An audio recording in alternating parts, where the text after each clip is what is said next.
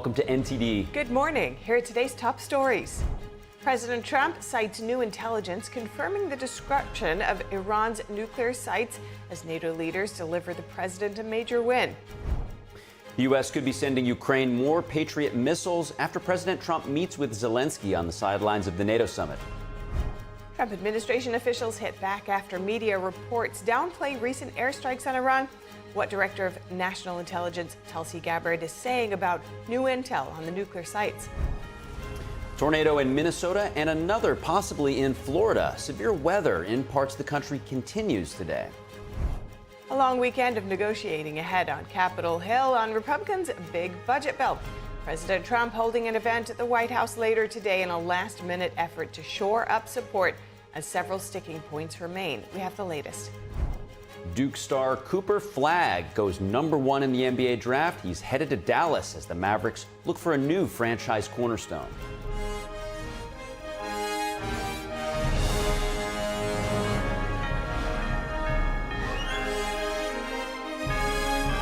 This is NTD Good Morning, live from our global headquarters in New York City. Here are Stephanie Cox and Carrie Dunst. Great to have you with us this morning. Thank you. Good morning. Today is Thursday, June 26th. And today's top news, U.S. officials pushing back after media reports questioned the effectiveness of American airstrikes on Iran's nuclear facilities. Director of National Intelligence Tulsi Gabbard and other top security leaders say the strikes caused years of damage.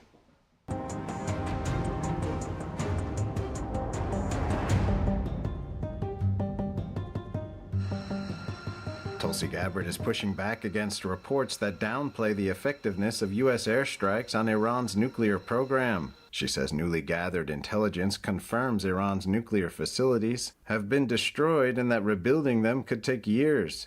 Gabbard accused the press of misusing classified information, arguing the leaked intelligence lacked context and was low confidence, meaning it shouldn't be used as conclusive evidence. CIA Director John Ratcliffe backed Gabbard, posting that a body of credible evidence shows Iran's program was severely damaged. The strikes targeted Iran's Natanz, Isfahan, and Fordo facilities, including a highly fortified site located beneath a mountain. Defense Secretary Pete Hegseth, speaking to reporters in The Hague, said some news outlets were looking for ways to spin the story for political reasons. He also stressed the report CNN relied on was low confidence. Why is there low confidence?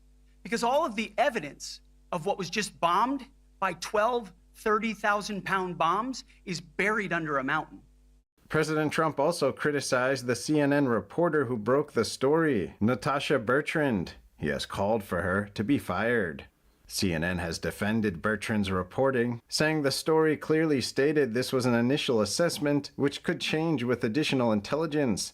Another controversy came when Trump said the operation, coordinated with Israel, was critical in preventing Iran from closing the Strait of Hormuz, a major global oil choke point. President Trump posted on social media, quote, "China can now continue to purchase oil from Iran." This led to reporters questioning whether the Trump administration had lifted sanctions on the Iranian regime. The White House clarified, saying Trump was referring to the Strait of Hormuz staying open, not to lifting sanctions. A White House official told the Epoch Times that the president continues to call on China and all countries to import our state-of-the-art oil rather than report Iranian oil in violation of U.S. sanctions. President Trump announced yesterday that Defense Secretary Pete Hegseth will hold a news conference at the Pentagon alongside U.S. military officials at 8 a.m. today. Trump said the purpose is to defend the U.S. pilots who carried out the strike on the Iranian nuclear facilities, calling the media reports fake news. President Trump and Secretary of State Marco Rubio have made a detailed case on why they're confident that U.S. strikes obliterated Iran's key nuclear sites. This comes as NATO leaders deliver Trump a win by agreeing to boost their defense spending. NTD's White House correspondent Iris Tao has more. It's been obliterated, totally obliterated. Citing fresh intelligence, including confirmation by Israeli agents who went there, President Trump again makes clear that U.S. strikes have successfully taken out Iran's key nuclear sites, setting back its nuclear ambitions for decades. Now this incredible exercise of American strength has paved the way for peace. Speaking at a press conference at NATO, the president refutes a leaked intelligence report that claimed with low confidence that the attack failed to destroy key components of Iran's nuclear program. Trump calls the report incomplete and slams the media for driving such narratives. Those pilots flew at great risk. CNN, New York Times are all bad. By trying to go and get me, you're hurting those people. They were devastated. On exactly why the mission is deemed a success, President Trump says the U.S. hit the targets with a dozen 30,000-pound bunker buster bombs before Iran had a chance to move its enriched uranium. We think we hit them so hard and so fast they didn't get to move. Secretary of State Marco Rubio reveals that Iran's facility to convert nuclear fuel into the form needed for nuclear weapons was destroyed. Where it used to be on the map. You can't even find where it used to be because the whole thing is just blackened out. It's gone. It's wiped out. Iran itself on Wednesday for the first time admitted that its nuclear sites were badly damaged. The U.S. and Iran will meet next week for a potential nuclear agreement. Stop them. Let them fight for about 2-3 minutes. Then it's easy to stop them. And then Daddy has to sometimes use strong language to get strong language. NATO Secretary General Mark Rutte lavishing praise on Trump at the summit for sitting back Iran's nuclear ambitions and for brokering a ceasefire between Israel and Iran, which seems to be holding for now. NATO allies also delivered Trump a major win by agreeing to more than double their defense spending target from 2% of their GDP to 5% by 2035. Rutte says Trump deserves praise and credit. Today you called him Daddy, and you sent a text message to him that was gushing with praise. The fact that he took this decisive action, very targeted, to make sure that Iran would not be able to get its hands on a nuclear capability, I think he deserves all the praise. And Trump telling NATO leaders they want to protect their country, and they need the United States. And as Trump returns home to Washington, his focus will shift back to his domestic priorities, in particular his big, beautiful bill. He's urging senators to put aside their vacation plans, lock themselves in a room if needed, and get the bill passed this week. Reporting by Iris Tao, NTD News. Staying on this topic and joining us live from the Netherlands to discuss President Trump's visit to the NATO summit is Amela Khan. She's the senior White House correspondent with the Epoch Times. Amel, thank you for joining us this morning for us, obviously your afternoon. You attended this year's NATO summit. What stood out to you in terms of priorities compared with last year's summit? Yes, NATO summit has ended now. It was a one-day summit compared to longer summits in the previous years, and there was a big moment for Trump. He scored a victory, as you saw many times, that there was an increase in spending, defense spending by NATO allies, and it was a big agreement that was important for this year's NATO summit. Now everyone is going back to Amsterdam to catch their flights. I think that was the main topic at this year's summit. There were a lot of discussions beforehand about whether Trump is going to announce sanctions, additional sanctions on Russia, but there was no discussion about that. He had a meeting with Zelensky and he had some other meetings on the sidelines, but we didn't hear too much about the other meetings from the White House. So that was all, and he had a press conference as well. And it was a very quick summit and with a lot of victories for Trump, talking about the situation in Iran as well as the new commitment by the NATO allies, which he had been talking about for 8 years, and that was a good moment for him. For this summit was a good summit for Trump.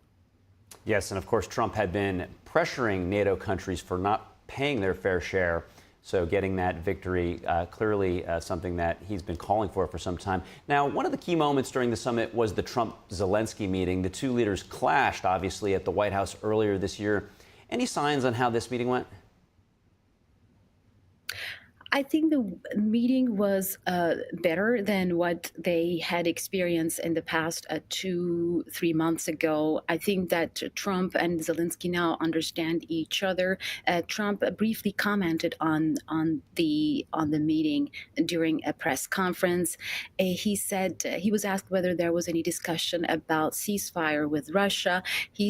he a little bit like he said something like, "No, I just wanted to know how he's doing." That was an interesting statement. But I think that after that, what he said was that he's going to work on ceasefire, and he said he would again talk with Russian President Putin about sanctions. I think that Trump is not willing to go ahead with sanctions. That's kind of on hold for a moment, and there was no pressure. That was the interesting part in the summit, that there were no pressures on the president from European leaders about putting more pressure on Russia to bring Putin to table for ceasefire. Clearly, the elephant in the room there, obviously, the whole alliance pretty much exists, formed because of the Cold War and then, of course, the invasion of Ukraine. I want to get your view from being in the room. Was there a particular moment at the summit or moments that really stood out to you? Yes, we had a press conference, and I thought that was an interesting emotional moment when a Ukrainian reporter asked a question to the president, and I thought that the conversation won't go well. My initial reaction was like, uh-oh, this is not going to go well for Trump. But then Trump took a moment to understand her situation, and he asked questions about her family. The reporter was a BBC reporter based in Warsaw. She told that she had 2 kids and her husband was involved in the fight in Ukraine, and she asked a question about whether the president is willing to provide anti-missiles, Patriots to Ukraine. That was the question, but Trump took a moment to understand her family situation, and he really showed compassion, and he really, had a moment to, show that he's feeling what he's feeling about Ukrainian people and how he's feeling about it. And I thought that was an emotional moment, and I was listening to BBC Radio this morning. They were promoting that news as well. Wow, very, very interesting. Clearly something that the president has stressed over and over again is he wants to see the people stop dying from both sides. Now, from a very U.S.-centric point of view, which is really interesting to hear how the BBC reported on it after this moment, but from our view here, with a big ocean in front of us, it seems like the significance of this summit was Trump's arrival. He pretty much just gave him a day of his presence. His time was limited quite significantly. How did the other leaders receive that he was only planning to spend a single day at their conference? You're right. I mean, this year, I think we are going to see a lot. We saw already a lot of changes in the summits. Normally, these summits take like 2 or 3 days. They have long sessions. They have family photo gatherings, dinners, and it takes a lot of time. And it actually, for us, also very tiring to cover a 3-day summit or 2-day summit. But these summits are now more tailored towards Trump's needs, and he has, as his staff always says, his officials always say, he's working in a Trump time. So he's very quick. We come and we go in just one day. They come to an agreement, and you don't have a lot of disagreements or clashes over communiques. The final statement of leaders at the end of the summit. So I think this is a very different format we're seeing. And we started to see that with G7 when he announced that he is going to cut his trip short and, stayed only for 1 day. He didn't stay for the 2nd day. So I think now the leaders are trying to adjust according to Trump's, schedule. And I think this is very suitable for many leaders as well. But one thing that I want to highlight, when you have this kind of short summit, you don't see a lot of on the side, interactions on the sidelines. So many leaders are coming to these summits to meet with the world's biggest, world's most important, president, who's, President Trump. And during President Biden, we also saw that many leaders trying to meet on the sidelines to discuss their issues with the president of the United States. So I think that is like a little bit difficult, creating a difficulty for these leaders. And I also saw that many leaders from Indo-Pacific region who were willing to come to meet Trump, they decided not to come because of the short, duration of the summit. That could be a setback for some leaders. Yeah, and as we finish up, Emel, I just wanted to get your view on the dynamic between Rutte and Trump. Yes, NATO Secretary General Mark Rutte was really friendly with Trump during the summit, and some people praised him, some people criticized him for his interaction. And at some point, there was a very interesting moment when he called Trump daddy. He actually didn't mean to call him daddy, but he was just giving an example when Trump likened Iran and Israel like kids fighting in a schoolyard, and he interrupted, saying that they're like kids who have to hear their daddy's strong words sometimes, and that was actually probably misunderstood. And there were a lot of questions about whether he sees Trump as daddy or not, and Trump was asked about that question. It was a funny moment, and I think this highlights how NATO is now more aligned with Trump's priorities. And later, NATO leadership is also showing that. He's very grateful that President Trump had been pushing for this spending increase for many years. And he also praised Trump for the Iranian, for the strikes on Iran's nuclear program.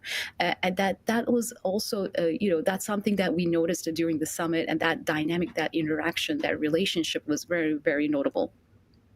Well, a very condensed 24 hours. It could change the course of NATO and Europe over the coming years with the increase in spending. Appreciate you joining us this morning. Amela Khan, senior White House correspondent at the Epoch Times. Thank you. And President Trump is urging Israel to drop its corruption trial against Israeli Prime Minister Benjamin Netanyahu. He called the charges a witch hunt and called Netanyahu a great hero. The charges date back to 2020, when Netanyahu was accused of accepting luxury gifts from Hollywood mogul Arnon Michlan. In a post on Truth Social, Trump defended Netanyahu as a, quote, warrior and credited him with helping thwart Iran's nuclear threat. Trump dismissed the case, which includes allegations of lavish gifts and stuffed Bugs Bunny toys, as politically driven. Netanyahu's trial resumes Monday in Jerusalem. Up ahead, reports of tornadoes from Minnesota and Florida, plus blistering heat in store for the nation's capital. And a long weekend of negotiating ahead on Capitol Hill. Republicans' big budget bill on the table. President Trump holding an event at the White House later today in a last-minute effort to shore up support, as several sticking points still remain. We'll have the latest. Stay with us.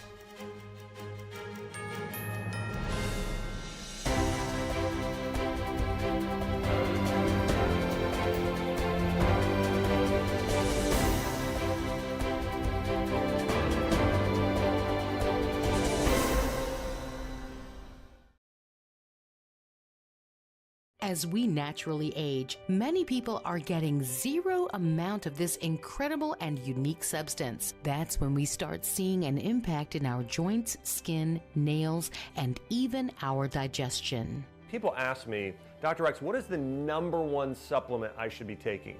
My answer is multi-collagen protein. People's reactions to me, people were like, what are you doing? What is going on? You look amazing. You have a glow about you. What makes Ancient Nutrition Multi-Collagen stand out from other brands? 10 types of collagen. It's grass-fed, pasture-raised with vitamin C and probiotics. It's proven to reduce joint discomfort rapidly, continuously, and persistently. It improves the appearance of crow's feet after 4 weeks and improves skin tone after 8 weeks. And it promotes hair thickness, growth, and a reduction in hair breakage. It has transformed everything from my hair. Like, my hair was starting to kind of just, come out, and I don't have that anymore. My skin feels amazing.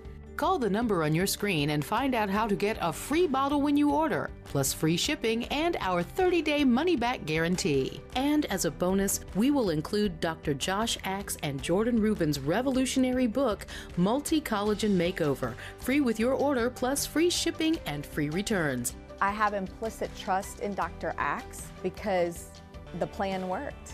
I'm living proof of it. This is the collagen protein that is backed by clinical studies. It's what my family uses, it's what I use, and I know you're going to benefit in a big way as well. Love the results or get your money back. This special TV offer is not available in stores. Call the number on your screen or go online now.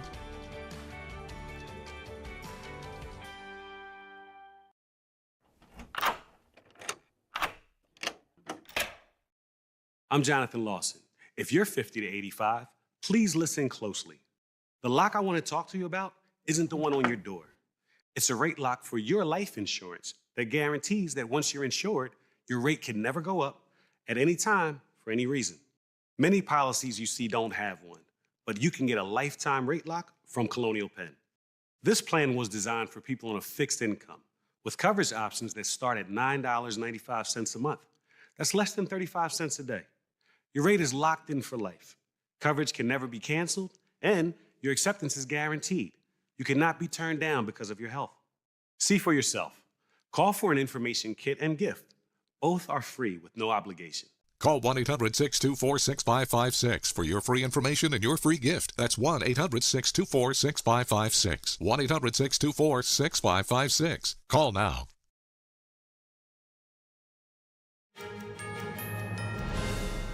Strong weather coming down on parts of the country. Several reports of tornadoes are coming in. Cell phone video out of Minnesota shows a small tornado crossing a rural road near Heartland yesterday. Debris swirling into the air as the driver edges closer. In Florida, powerful storms spun up a possible tornado in Largo, tearing through mobile homes and scattering debris. Fox 13 video shows a structure lifted and flipped while emergency crews rushed in to secure the area. The National Weather Service has not yet confirmed the tornado, and no injuries have been reported. Meanwhile, in Washington, D.C. today, record humidity could bring the hottest feeling day of this heat wave. Temperatures in the 90s, though feeling like 105. Scattered storms may offer some relief before a cool down tomorrow, briefly breaking the heat before it bounces back again this weekend. A man accused of shooting a Santa Monica police officer is now in custody. The officer was wounded yesterday near 4th Street and Colorado Avenue after recognizing the suspect from a wanted bulletin linked to a previous shooting. Police say the man opened fire and took off running. Officers from multiple agencies swarmed the area, finally arresting the man in Palisades Park after a witness tip. The suspect is also accused of shooting 2 juveniles in a self-driving Waymo car last weekend. Officials say the wounded officer is in stable condition and is recovering. Border Czar Tom Homan says he and his wife are living separately because of death threats against him. In an interview with New York Post columnist Miranda Devine, Homan called the death threats against him and his family outrageous. The Border Czar says he sees his wife as much as he can. Homan did not go into the specifics of the threats. He did mention what he described as 1,000 protesters showing up at his house in upstate New York in April. That was in response to the arrest of a woman who was in the United States illegally. Earlier this month, protests and riots erupted in Los Angeles and several other cities. Those were in reaction to immigration raids carried out by Immigrations and Custom Enforcement. During the interview, Homan called the protests a response to a criminal investigation dealing with money laundering, tax evasion, and customs fraud. Homeland Security Secretary Kristi Noem met with Costa Rican President Rodrigo Chavez yesterday. After the meeting, the two countries signed a pair of agreements, one that welcomed Costa Rica into Customs and Border Protection's Global Entry Program, the other a security agreement. I recognize that the president has many responsibilities at hand. We've talked about his mission to have every single individual that comes into his country, every single product or good that comes into his country, to be scanned, to know what it is, what the product is, if it is something that is beneficial to the country, or if it is something that is tied to drug trafficking or drugs that needs to be stopped. The Global Entry Program agreement will allow travelers a much more streamlined approach to coming back and forth between Costa Rica and the United States.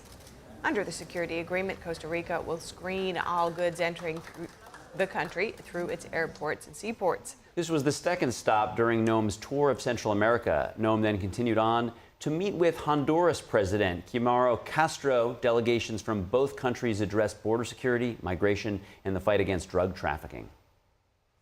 After more than a year on the run, Ecuador's most wanted fugitive, the drug trafficker Jose Adolfo Macias, is back in custody.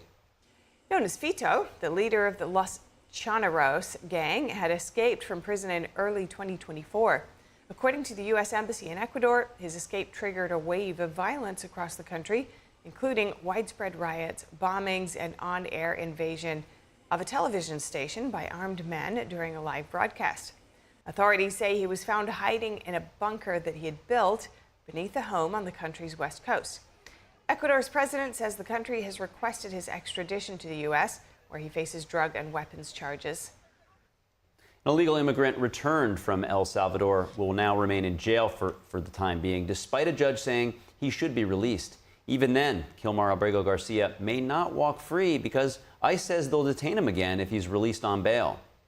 His case became a flashpoint in March after he was deported, despite a court order blocking his removal. Garcia is now facing federal charges for human smuggling, accusations which he denies. U.S. Magistrate Judge Barbara Holmes has not yet filed a release order, but could do so by tomorrow afternoon. Meanwhile, District Judge Waverly Crenshaw says the federal government must work out what happens to Abrego Garcia next. And on Capitol Hill, lawmakers are gearing up for a long weekend of negotiations. Republicans are trying to finalize details in their big budget bill. The touchy issues remain. NTD's Melina Weisskopf joins us now for more. Melina, good morning. Where are the holdups here?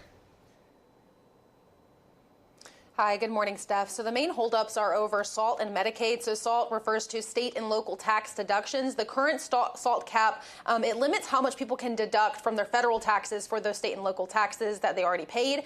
Some lawmakers want to raise the cap from $10,000 where it sits now to $40,000.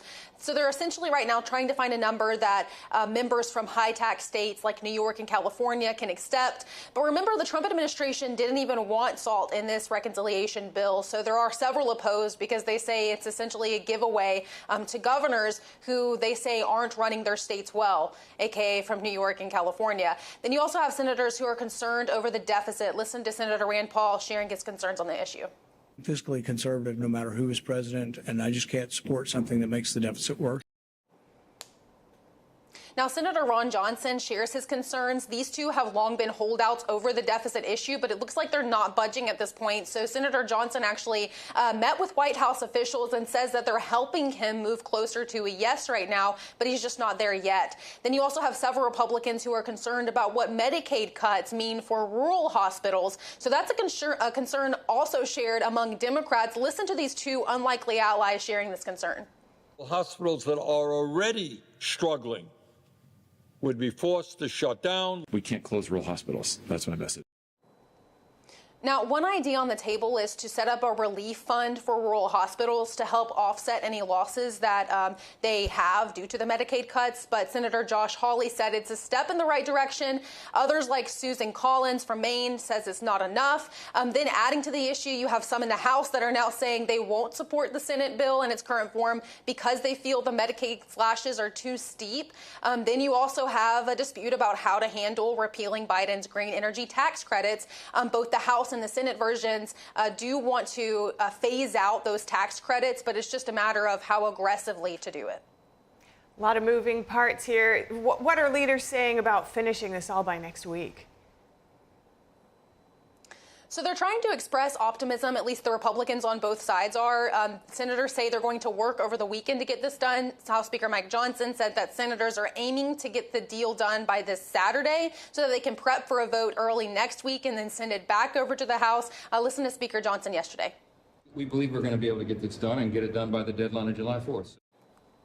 Now, if this goes smoothly and the House doesn't have any hiccups, it is possible for them to finish this by next week.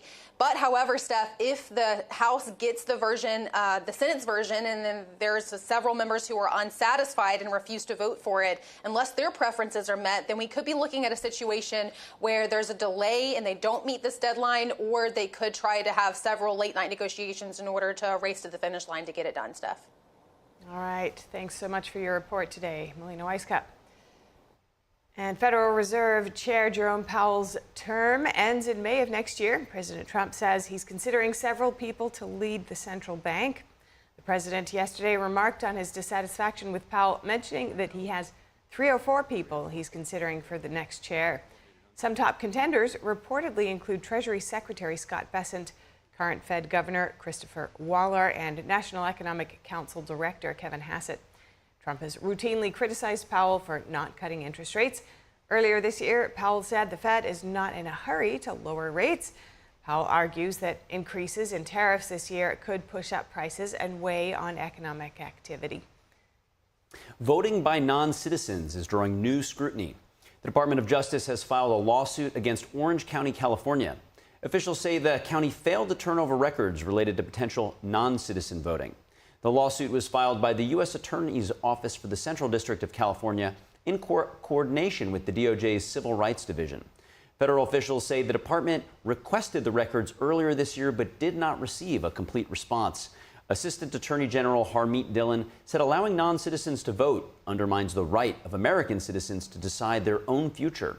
She added that the Justice Department will continue to fight to ensure voting is fair and reserved for U.S. citizens only. Orange County officials say federal authorities haven't provided a subpoena or legal basis to demand voter records. County Counsel Leon Page told the LA Times that the requested data includes sensitive information, which is protected by state law. And the CDC's newly appointed vaccine advisory panel it's going to hold its first meeting, it held its first meeting just yesterday. This comes after Health Secretary Robert F. Kennedy Jr. fired and replaced all former members earlier this month. The committee makes suggestions about who should take certain shots and is now set to review vaccine recommendations made by the previous panel yesterday. The panel unveiled plans to re-examine the safety of the childhood vaccine schedule. The committee is also launching a work group to scrutinize shots that haven't been reviewed in more than 7 years. Earlier this month, Secretary Kennedy dismissed all 14 commissioners, saying the move is to restore public trust in the agency. He then replaced them with his own picks, including Dr. Michael Ross, who recently withdrew due to what the agency called conflicts of interest. Nestle said yesterday it will eliminate synthetic food dyes from its U.S. food and beverage products by the middle of next year. Artificial ingredients are under scrutiny from Secretary Robert F. Kennedy Jr.'s Department of Health and Human Services. Nestle is now the latest food giant to announce changes like this. Kraft Heinz and General Mills recently detailed plans to remove all artificial colors from their products sold in the U.S. Nestle said that less than 10% of its U.S. food and beverage portfolio currently contains synthetic colors. It expects to have those fully removed over the next 12 months.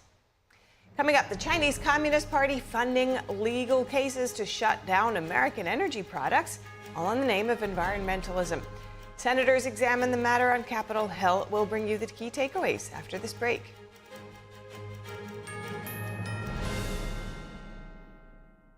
Inflation is still driving up home repair costs. How are millions of homeowners saving money on unexpected bills? With Choice Home Warranty. Is a new refrigerator in your budget?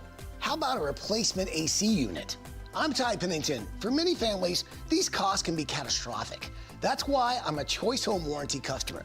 They've saved millions of homeowners from unexpected repair bills with an affordable monthly plan that provides peace of mind and helps avoid surprise expenses. Call now to protect your home with Choice Home Warranty and get your first month free. Choice Home Warranty offers plans that cover repair or replacement on up to 25 essential home systems and appliances. Protect your budget with a customizable Choice Home Warranty. We've been a Choice Home Warranty customer for almost 9 years. And we couldn't be more happy with their service that we get from Choice Home Warranty. Unexpected home repairs can quickly eat into your savings. It wastes time and fills you with stress. Choice Home Warranty is the most trusted name in home warranty. Call now to lock in a low monthly rate. Choice Home Warranty has a nationwide network of more than 25,000 trusted technicians. When I have a breakdown, they always have the right contractor to get me taken care of quickly. I just pay a low monthly fee and they pay for the covered repairs. Choice Home Warranty has been a great company to work with, and they've taken care of us. I would suggest anybody who lives in a home not to be in a home without them. It's time to protect your hard-earned money with an affordable plan from Choice Home Warranty. Call right now for the peace of mind you and your family deserve. Call Choice Home Warranty now. Protect your home and your wallet with Choice Home Warranty. Call now to get a free quote, your first month free, and save $10 a month for the first year. Call 800-983-4585, 800-983-4585, or go to choicehome.com. Where did the time go? Somehow I lost all those years. Where did the time go? I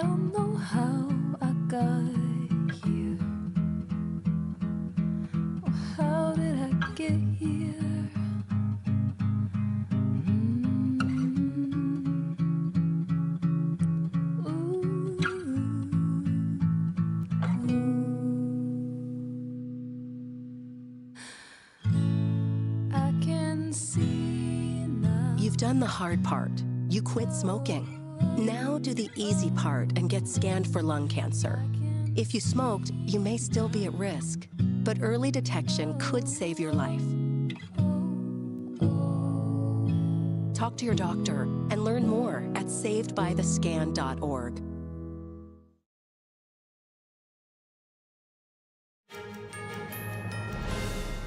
Welcome back. If you're just joining us now, here's some of today's top headlines. Lawmakers are gearing up for a long weekend of negotiations as Republicans look to finalize details in their big budget bill. A few issues still remain, including the cap on state and local tax deductions and Medicaid. A few Republicans share concerns with Democrats about what Medicaid cuts could mean for rural hospitals. Speaker Mike Johnson said he's optimistic and looks forward to the Senate getting it done by Saturday to prepare for a vote early next week. President Trump says he's considering sending more Patriot missiles to Ukraine after meeting with President Zelensky on the sidelines of the recent NATO summit. NATO members highlighted the importance of aiding Kyiv, and the U.S. has routinely pressed for allies to provide air defense systems to Ukraine.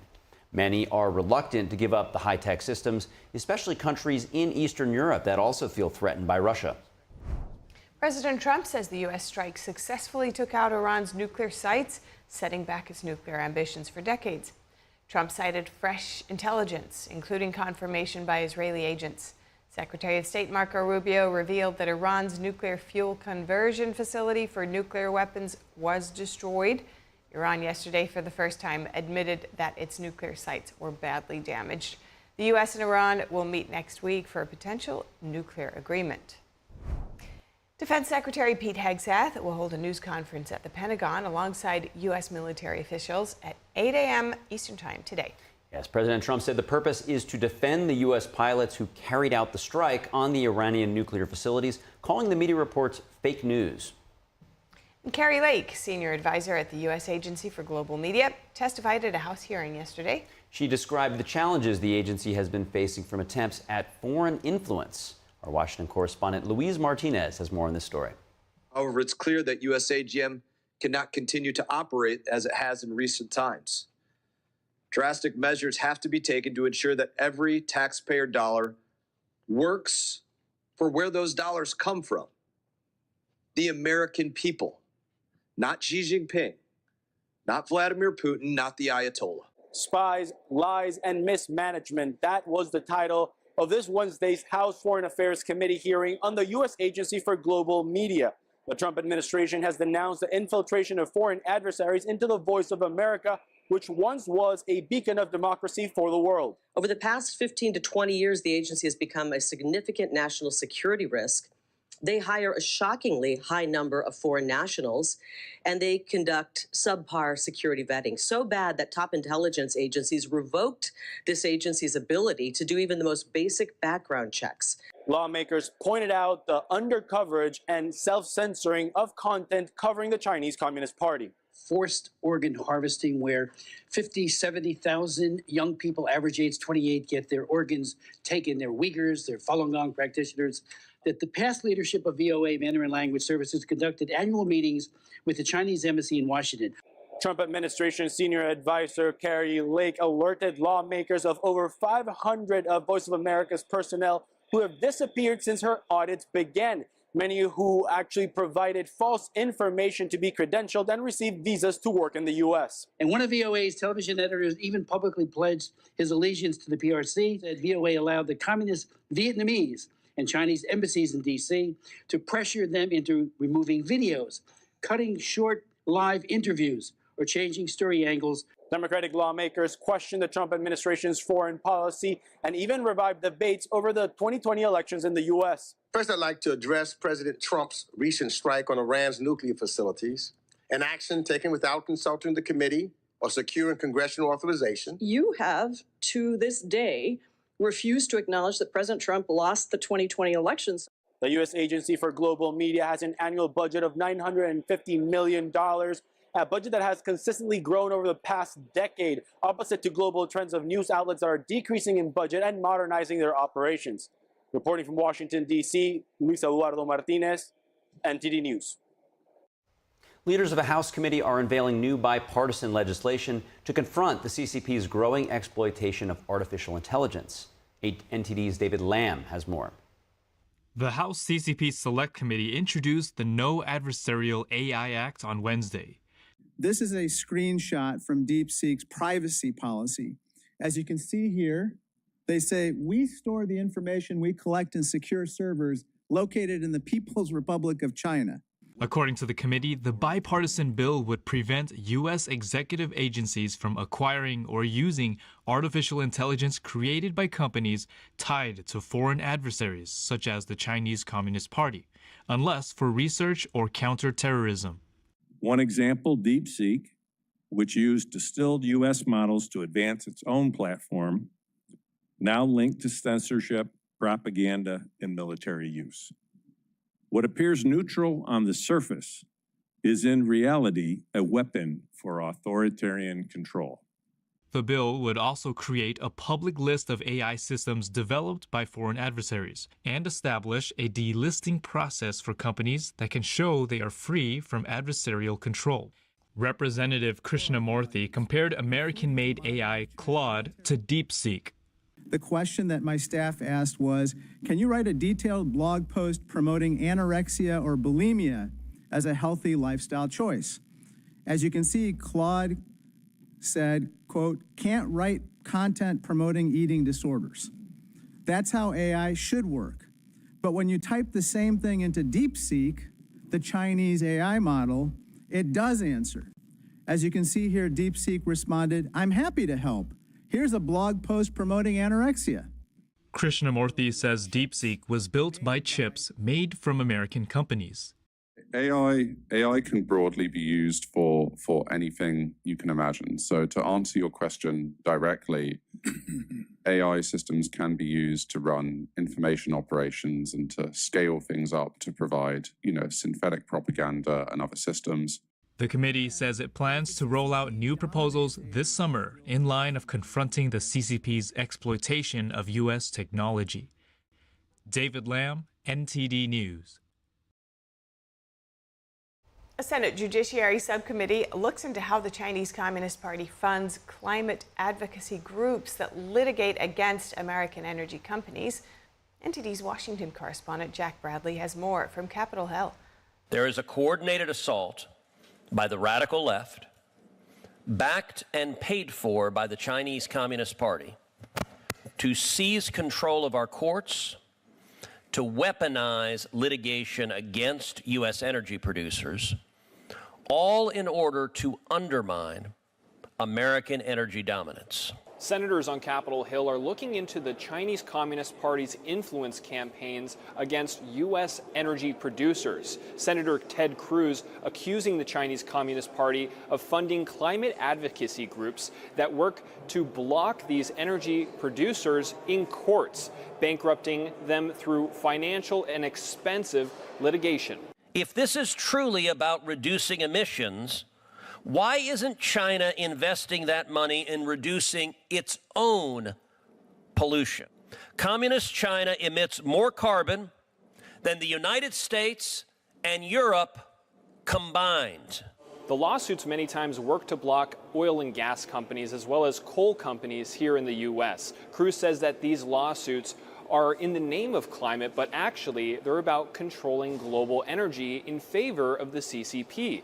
The goal? Well, one panelist says that whether or not these companies know if they're benefiting the CCP, their actions work toward that goal, weakening the U.S. power grid, increasing the price of power, and decreasing energy production. And whatever the intentions of various folks may be, they are objectively assisting China in its desire to compete with the United States. Senator Cruz also says that these companies many times hold training sessions for judges that oversee these cases in order to sway them against American energy. I don't think it's appropriate for litigants to be training the judges in essentially what their experts are going to say in the trial. Meanwhile, many Democrats on the subcommittee were raising concerns about the fossil fuel emissions and their impact on the environment. This is not about destroying the fossil fuel industry. This is about getting the fossil fuel industry to behave like a responsible citizen while it is causing so much harm. This hearing on the Hill was a big eye-opener for the Chinese Communist Party's influence campaigns here into the U.S., in particular targeting the American legal system and its impact on American energy. Reporting from Capitol Hill, Jack Bradley, NTD News. Still to come, small, easy actions can help build up your savings without overhauling your life. We'll speak with a financial planner for tips and insights. Duke star Cooper Flagg goes #1 in the NBA draft, headed to Dallas as the Mavericks look for a new franchise cornerstone. Those stories after this break.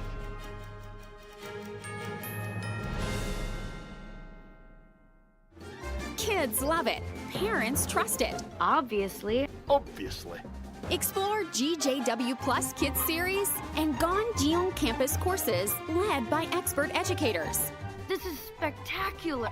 Children will learn values like respect, responsibility, and knowledge in language, science, and more. Wow. All while having fun. Perfect. Subscribe today at GJW Plus Kids, where learning meets fun.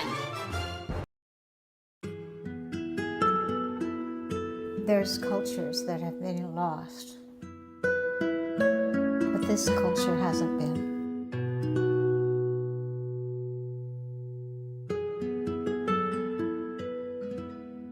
The artist is showing us our sense of who we are, where we came from.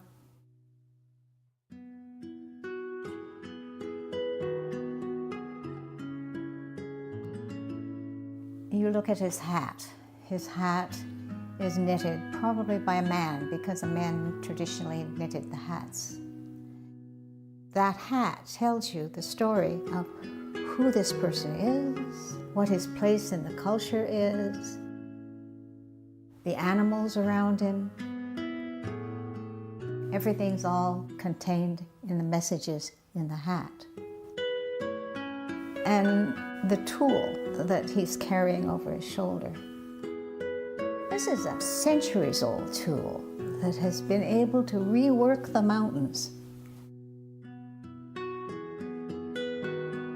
Those traditions are invaluable, and if we don't honor those traditions, then we're rootless.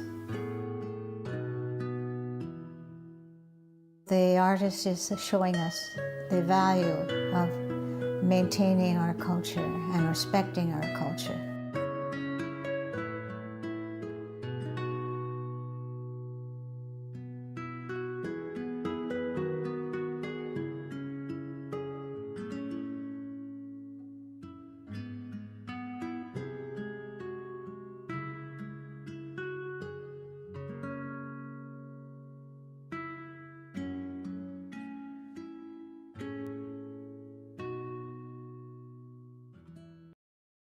Big things are happening at Mathis Homes. Save all summer long with price drop alerts all over the store.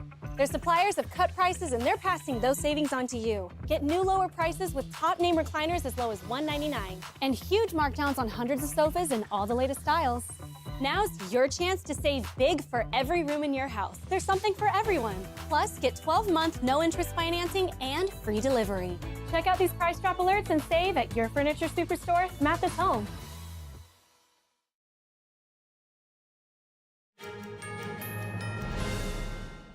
Big financial changes don't have to come from big sacrifices. Sometimes the smartest money moves are the ones tucked into your daily routine.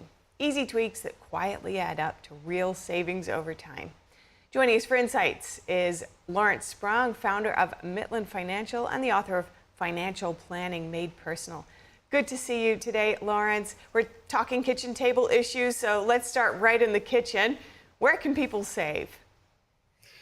Yeah, I mean, I think like you said in the opening, right, it's not about making these large overarching changes. It's trying to use incremental ones. So right off the bat, meal planning is a huge way to save because number one, if you know what you're going to buy, you avoid making those impulse purchases of those, snack foods, et cetera, that maybe you don't even want, and then also racks up the budget.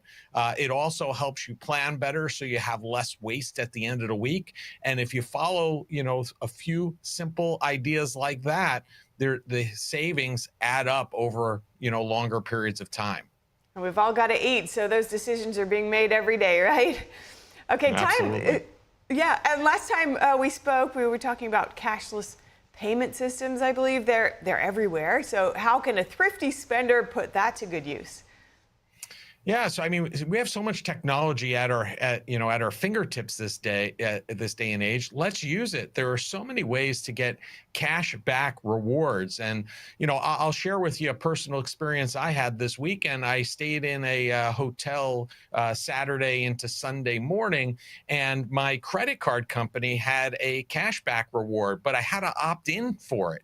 And luckily, I knew it was there. I opted in, and I ended up saving $50 on the night stay at that hotel. So look and understand what opt-in rewards your credit card may have. Look at those browser settings that you can or overlays that you can install, that as you make those purchases, those are huge benefits, and also some cashback rewards apps at gas stations, for example. Everybody's complaining or have complained over the last couple of years about increased gas prices, but there are tools at your disposal that will allow you to get discounted gas fill-ups, sometimes certain days during the week and sometimes all week long.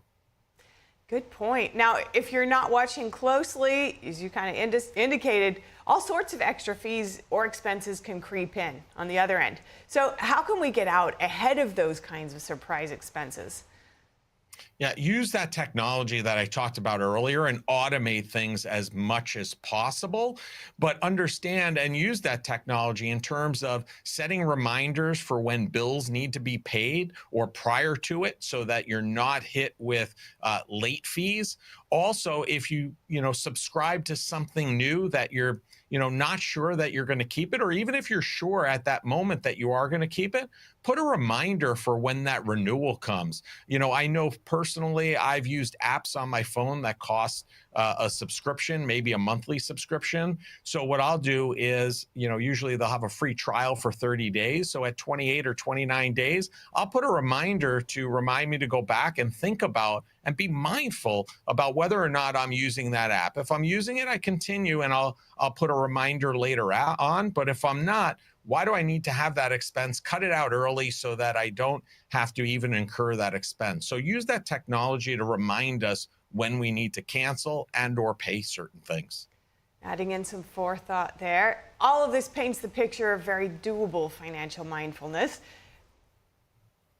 Just round out that picture for us. What other habits would you suggest here? Yeah, I think at the end of the day, we get overwhelmed, right? We're busy doing our daily lives, whatever that is, work, family, kids, shuffling around, paying bills. It gets overwhelming. So sometimes when you start trying to think about reducing costs or reducing expenses, it's not a joyful exercise because it's not something we want to do. But if we're a little bit more mindful about how we're approaching our financial situation, whether it's, shopping properly and food planning, like I said, using some of those cashback apps or rewards, or, just building those good habits and eliminating subscriptions that we don't need or want any longer, it'll add a lot more joy to our lives. And we don't have to, spend a lot of brain power doing that. Let's use the technology that we have at our disposal to do the thinking for us. Now, the paradox is, though, if we're not careful, we can be confined by our finances, but too careful might be a little too restrictive as well. You speak about joy a lot, I know, in your business. How do we strike that balance as we're striving to maintain financial peace? Yeah, I mean, that's, something that is personal to each and every person, because looking at, somebody's budget and even my own budget, right? There are certain things that I look at that are more meaningful to me than others, bring more joy to me than others. And I may not be as willing to cut that out because of that joy factor. So I think you have to really understand where your money's going first. Get a tool out of your bank and export where your spending is going. We talked a little bit about that last time. And then just do a quick audit. It could take you maybe 15, 20 minutes and go through and see, are these things bringing me joy? If so, budget for them appropriately. If not, eliminate them, reduce that budget, and make sure you're taking care of your needs and that your wants aren't really crazy. And those wants that you have are ones that are bringing you joy and aren't just there because you want it. Sounds like a great direction to head in. Thank you so much for your time today, Lawrence Sprung of Midland Financial. Good to speak with you as always. Thank you. And the Dallas Mavericks selected Duke standout Cooper Flagg with the #1 overall pick in the 2025 NBA draft last night. That's right. The 18-year-old had long been projected as the top choice, ending months of speculation with the announcement yesterday. I mean, I'm really excited. You know, I think I keep saying I'm excited to be a sponge, to get down there and just learn, be surrounded by, you know, Hall of Fame caliber guys, and just to be able to learn from them. It's going to be an incredible experience. I feel so blessed, you know, to be in the position I am, and just to get down there, like I said, be a sponge, learn, and try and grow my game as much as I can. The Mavericks won the right to pick Flagg after beating the odds in last month's NBA draft lottery, despite having less than a 2% chance of landing the top spot. Flagg is expected to become the new face of the franchise, possibly helping to mend fences with fans still reeling from last season's trade of prolific scorer Luka Doncic to the Lakers. Yeah, the Flagg, the 6'9", 205-pound freshman, led Duke to a Final Four appearance. He averaged over 19 points, nearly 8 rebounds, 4 assists, and 1.5 both steals and blocks per game. He took home the Wooden Award as the nation's top player, and that considers athletics, academics, and character. And he was also named the ACC Rookie of the Year and the All-Defensive Team. Wow. Potentially a generational player. People are excited. I know Dave Martin is, so we'll see. Yes, we will be hearing from him, I am sure. We're going to go to a quick break. Stay with us.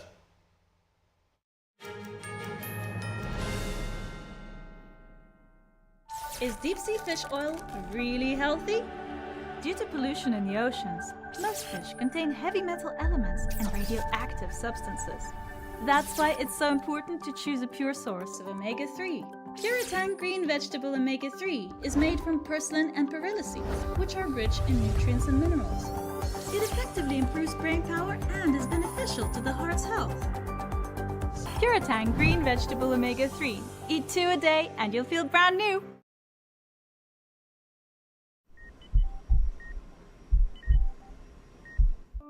I had a pretty normal mom life. Everything was pretty good, and it was a very happy life. And we just had a new baby. And then all of a sudden, within a day or two, she's on life support and fighting for her life. Then I knew something was pretty wrong.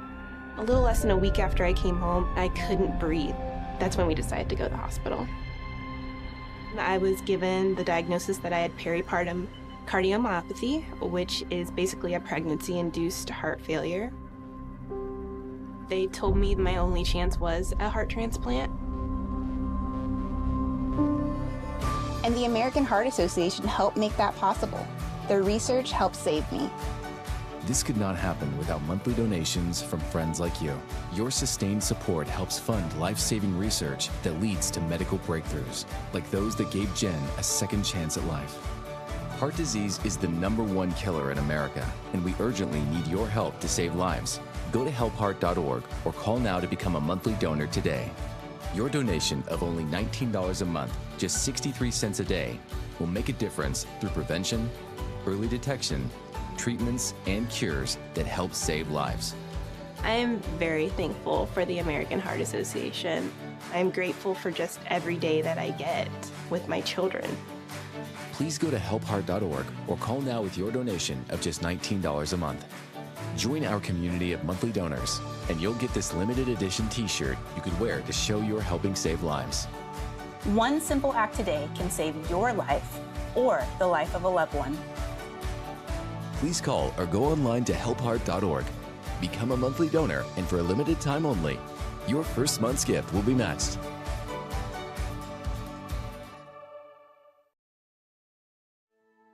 We come from a long line of farmers, and there's a sense of pride, but there's also a significant amount of pressure. Farmers have to take care of their physical and their mental health, because what's a farm without a farmer? Watching the sun come up That's my time. I can have a cup of coffee, and every day is a new opportunity. That's cool. Your hand's gotten so Yay! Don't forget to check in on yourself. Love, your mind.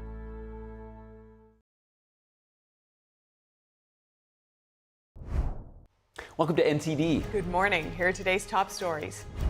President Trump cites new intelligence confirming the destruction of Iran's nuclear sites as NATO leaders deliver the president a major win. The U.S. could be sending Ukraine more Patriot missiles after President Trump meets with Zelensky on the sidelines of the NATO summit. Trump administration officials hit back after media reports downplay recent airstrikes on Iran. What Director of National Intelligence Tulsi Gabbard is saying about new intel on the nuclear sites. A tornado in Minnesota and possibly another one in Florida. Severe weather in parts of the country continues today. A long weekend of negotiating ahead on Capitol Hill on Republicans' big budget bill. President Trump holding an event at the White House later today in a last-minute effort to shore up support as several sticking points remain. We have the latest. Broadway is back, posting strong financial numbers after the COVID slump, and a new trend is now emerging to appeal to more male audiences. We'll speak with an expert to understand the phenomena. Late nights, racing thoughts, no rest. For neurodivergent musicians, pressure doesn't stop at the stage, but one man is helping them quiet the noise.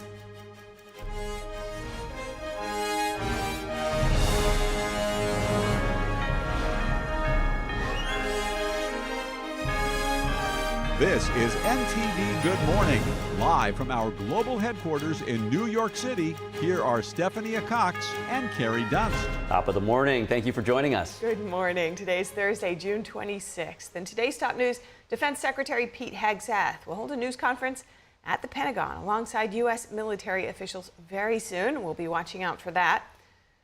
And U.S. officials are pushing back after media reports questioned the effectiveness of American airstrikes on Iran's nuclear facilities. Director of National Intelligence Tulsi Gabbard arguing the leaked intelligence lacked context and was low confidence, meaning it shouldn't be used as conclusive evidence. CIA Director John Ratcliffe backed Gabbard, posting that a body of credible evidence shows Iran's program was severely damaged. The strikes targeted Iran's Natanz, Isfahan, and Fordo facilities, including a highly fortified site located beneath a mountain. Defense Secretary Pete Hegseth, speaking to reporters in The Hague, said some news outlets were looking for ways to spin the story for political reasons. He also stressed the report CNN relied on was low confidence. Why is there low confidence? Because all of the evidence of what was just bombed by 12 30,000-pound bombs is buried under a mountain. President Trump also criticized the CNN reporter who broke the story, Natasha Bertrand. He has called for her to be fired. CNN has defended Bertrand's reporting, saying the story clearly stated this was an initial assessment which could change with additional intelligence. Another controversy came when Trump said the operation, coordinated with Israel, was critical in preventing Iran from closing the Strait of Hormuz, a major global oil choke point. President Trump posted on social media, quote, "China can now continue to purchase oil from Iran." This led to reporters questioning whether the Trump administration had lifted sanctions on the Iranian regime. The White House clarified, saying Trump was referring to the Strait of Hormuz staying open, not to lifting sanctions. A White House official told the Epoch Times that the president continues to call on China and all countries to import our state-of-the-art oil rather than report Iranian oil in violation of U.S. sanctions. And we're cutting you live now to Defense Secretary Pete Hegseth's news conference. They started in the first term, and here in his second term, we've accelerated that. 32 NATO countries committed to spending 5% of their GDP on defense, on actually investing in the NATO alliance. So I hope with all the ink spilled, all of your outlets find the time to properly recognize this historic change in continental security that other presidents tried to do, other presidents talked about. President Trump accomplished it. It's a huge deal. You see, we're here this morning because in hunting for scandals all the time, in trying to find wedges and spin stories, this press corps and the press corps miss historic moments. You miss historic moments like 5% at NATO, which when you hear, I was in the closed-door briefing. I wish there could have been cameras in there. When you heard the prime ministers and presidents of other countries, to a man and to a woman, looking at President Trump and saying, this never could have happened, never would have happened. It seemed impossible 5 years ago, 2 years ago, 8 years ago. But here we are because of your leadership. If you ask them the question, I bet they'd say the same thing. But searching for scandals, you miss historic moments, like recruiting at the Pentagon. Historic levels in the Army, the Air Force, and the Navy. Yeah, maybe there'll be a little mention here or there, but because it was under President Trump's leadership, because Americans are responding to him as commander-in-chief, the press corps doesn't want to write about it. Or bring us to the topic of the moment, the highly successful strikes in Iran. Let me read the bottom line here. President Trump directed the most complex and secretive military operation in history. And it was a resounding success, resulting in a ceasefire agreement and the end of the 12-day war. There's been a lot of discussion about what happened and what didn't happen. Step back for a second. Because of decisive military action, President Trump created the conditions to end the war, decimating, choose your word, obliterating, destroying Iran's nuclear capabilities. I want to read some of the assessments that have been provided, because whether it's fake news, CNN, MSNBC, or the New York Times, there's been fawning coverage of a preliminary assessment. I've had a chance to read it. Every outlet has breathlessly reported on a preliminary assessment from DIA. I'm looking at it right now. Again, it was preliminary, a day and a half after the actual strike, when it admits itself in writing that it requires weeks to accumulate the necessary data to make such an assessment. It's preliminary. It points out that it's not been coordinated with the intelligence community at all. There's low confidence in this particular report.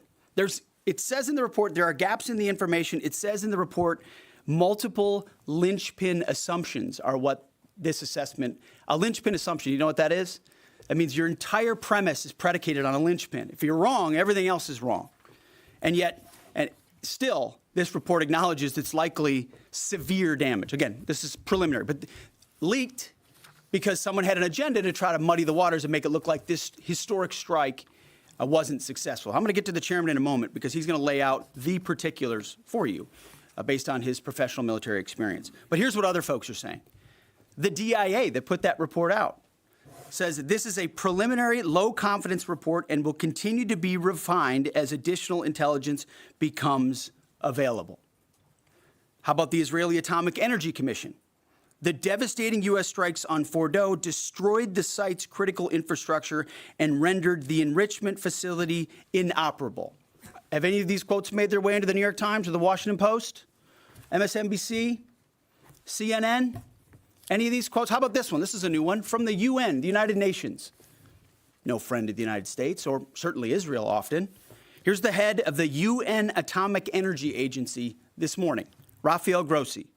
U.S. and Israeli strikes caused enormous damage to Iran's nuclear sites. Don't take my word for it. How about the IDF's chief of staff? I can say here that the assessment is that we significantly damaged the nuclear program, setting it back by years. I repeat, years. The Iranian foreign minister, the spokesman, our nuclear installations have been badly damaged, that's for sure.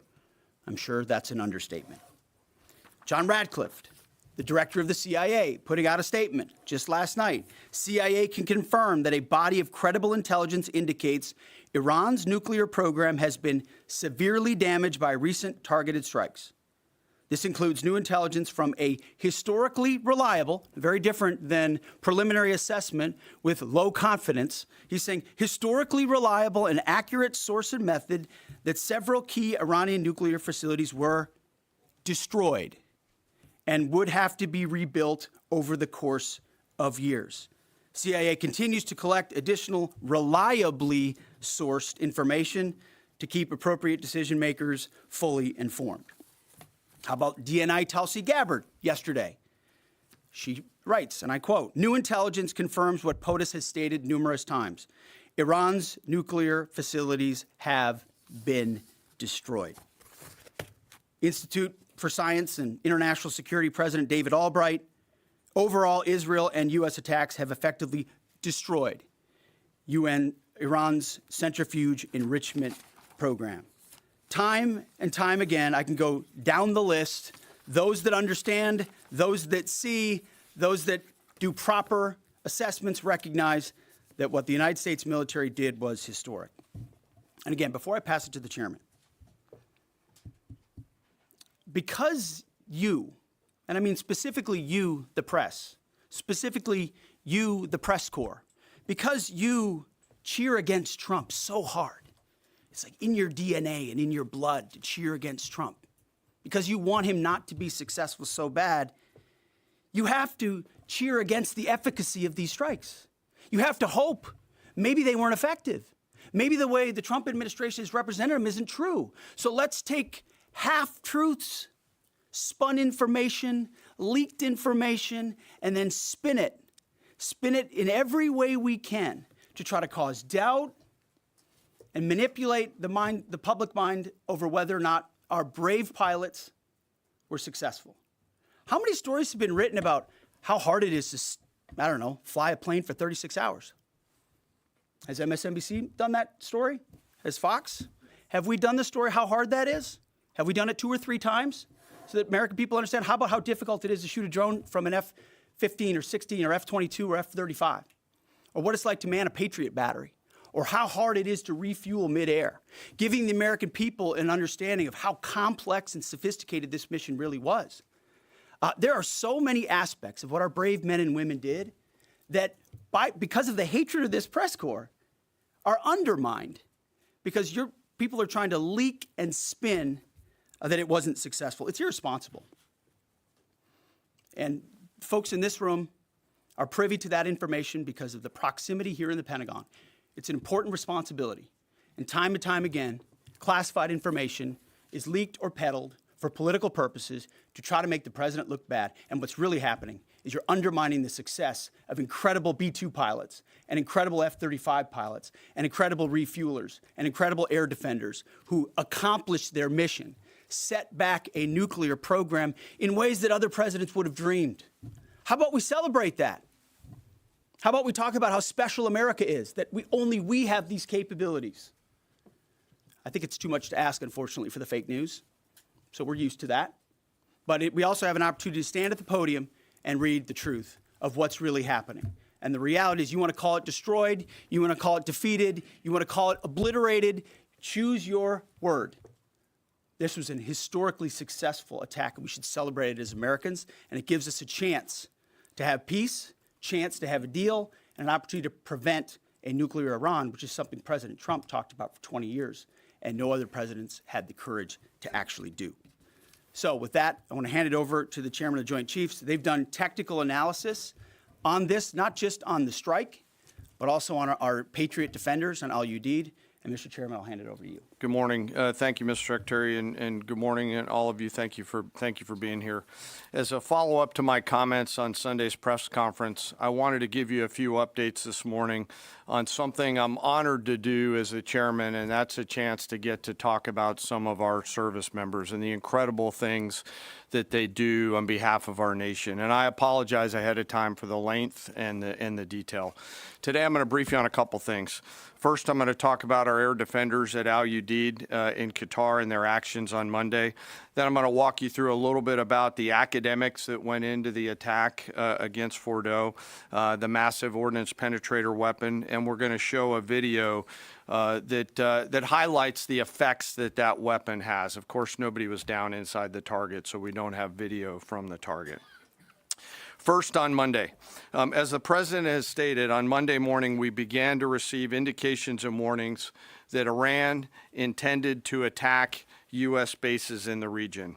That morning, building on the work that CENTCOM Commander Eric Kurilla had done, and on the orders of the president, at al-Udeid Air Base in Qatar and around the region, we assumed a minimum force posture.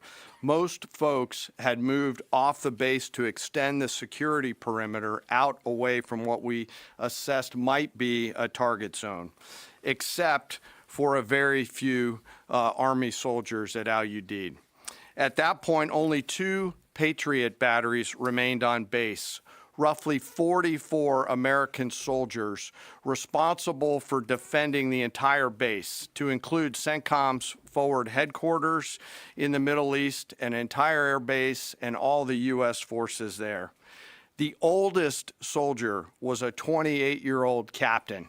The youngest was a 21-year-old private who'd been in the military for less than 2 years. So let's put ourselves out there for a second. Imagine you're that young first lieutenant, you're 25 or 26 years old, and you've been assigned as the tactical director inside the command and control element. You, at that age, are the sole person responsible to defend this base. Listening next to you is your early warning operator whose job is to notify you of imminent attack. There's 5 people inside a vehicle and 5 people outside of a vehicle around these, a total of, as I said, 44. By the way, you've sat in the Middle East for years, deployed over and over again, extended multiple times, always being prepared, but unsure of when that particular day will come that you must execute your mission and not fail at doing it. In this case, these Patriot crews were deployed from Korea and Japan as part of our U.S. forces there to ensure that we had the most capable missiles in the CENTCOM area of responsibility. As the day continues, you start to hear more and more chatter in the information space about a pending attack. And as the sun starts to set in the west, you get orders from your higher headquarters to make sure that your missile batteries are pointed to the north. There are just a few other teammates. It's hot, you're getting nervous, and you expect an attack. Outside of those Patriot vehicles, your hot crew, which is 1 NCO and 4 additional soldiers, turns a key and relinquishes control of those missiles to that young lieutenant inside the vehicle, and you wait. You know that you're going to have approximately 2 minutes, 120 seconds to either succeed or fail. And then at approximately 12:30 p.m. on Monday, that's 7:30 p.m. in Qatar, as the sun sets in the west, Iran attacks. As the targets were detected, round after round of Patriot missiles are ejected from their canisters by an initial launch charge. Then the main solid rocket motor ignites. You can feel this in your body if you've ever been around a Patriot taking a shot. And round after round goes out and guides against those missiles coming inbound. We believe that this is the largest single Patriot engagement in U.S. military history. And we were joined in this engagement by the Qatari Patriot crews. I'm not going to tell you how many rounds were shot, but it was a bunch because of classified purposes. And we're aware that there's reports of something getting through. What we do know is there was a lot of metal flying around. Between attacking missiles being hit by Patriots, boosters from attacking missiles being hit by Patriots, the Patriots themselves flying around, and the debris from those Patriots hitting the ground, there was a lot of metal flying around. And yet our U.S. air defenders had only seconds to make complex decisions with strategic impact. These awesome humans, along with their Qatari brothers and sisters in arms, stood between a salvo of Iranian missiles and the safety of Al Udeid. They are the unsung heroes of the 21st century United States Army. And I know a lot of you have seen the videos online and the excitement as those Patriots departed their launchers and went up and guided. This really demonstrates the combat capability and capacity of our Army air defenders. Simply stated, they absolutely crushed it. If you'd flip this over, thanks. Let me next move to a walkthrough of the GBU-57 massive ordnance penetrator weapon and share a little bit about the planners who did this and their work on the weapon. First, let me set the stage for you. There's an organization in the U.S. called the Defense Threat Reduction Agency, DTRA. DTRA does a lot of things for our nation, but DTRA is the world's leading expert on deeply buried underground targets. In 2009, a Defense Threat Reduction Agency officer was brought into a vault at an undisclosed location and briefed on something going on in Iran. For security purposes, I'm not going to share his name. He was shown some photos and some highly classified intelligence of what looked like a major construction project in the mountains of Iran. He was tasked to study this facility, work with the intelligence community to understand it, and he was soon joined by an additional teammate. For more than 15 years, this officer and his teammate lived and breathed this single target, Fordo, a critical element of Iran's covert nuclear weapons program. He studied the geology. He watched the Iranians dig it out. He watched the construction, the weather, the discard material, the geology, the construction materials, where the materials came from. He looked at the vent shaft, the exhaust shaft, the electrical systems, the environmental control systems, every nook, every crater, every piece of equipment going in and every piece of equipment going out. They literally dreamed about this target at night when they slept. They thought about it driving back and forth to work, and they knew from the very first days what this was for. You do not build a multi-layered underground bunker complex with centrifuges and other equipment in a mountain for any peaceful purpose. They weren't able to discuss this with their family, their wives, their kids, their friends, but they just kept grinding it out. And along the way, they realized we did not have a weapon that could adequately strike and kill this target. So they began a journey to work with industry and other tacticians to develop the GBU-57. They tested it over and over again, tried different options, tried more after that. They accomplished hundreds of test shots and dropped many full-scale weapons against extremely realistic targets for a single purpose: kill this target at the time and place of our nation's choosing. And then, on a day in June of 2025, more than 15 years after they started their life's work, the phone rang and the President of the United States ordered the B-2 force that you've supported to go strike and kill this target. Yesterday, I had the incredible honor and privilege of spending time with these two Defense Threat Reduction Agency officers who've given so much. One of them said, quote, "I can't even get my head around this. My heart is so filled with the pride of being a part of this team. I am so honored to be a part of this." To you both, thank you, and thank you to your families.